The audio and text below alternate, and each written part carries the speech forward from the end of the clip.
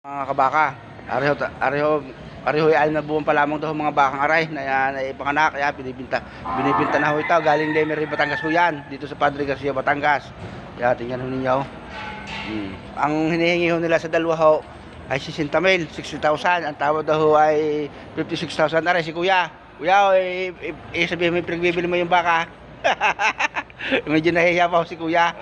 Ayaw, ano na po daw hinihingi ni kuya sa dalawa. Ay kung tatlo, magkano? Magkabukod na rin, boss. Magkabukod. Yan. Ari isa nga rin 35. 35 daw yung isa yung malaki. Yan. Ari daw yung malaking aray-aray. Tapat na harong binibidyoan ka. Ari daw yung 35 ang hinihingay, dumalaga. Ay maganda naman kung may pira ho pwedeng bilhin. Pag may mga 2 taon niya, bago pa kinabangan na kuya. Bago tubo ng malaki, 100,000 yan. Ano na tutubuhan na. Makatuwa naman din mag-alaga ng mga baka ganyan. Tingnan ninyo. 3 ho ay 105 ang hinihingi.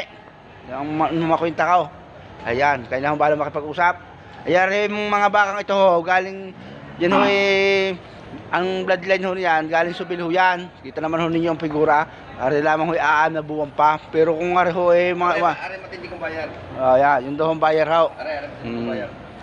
Yan, yung daw ang bayar na yun. Tingnan ho ninyo. Sige, yung bilhay, naririnig ho yan. Ari matindi kong bayar. Dinisa sila ang aray. Sige ho.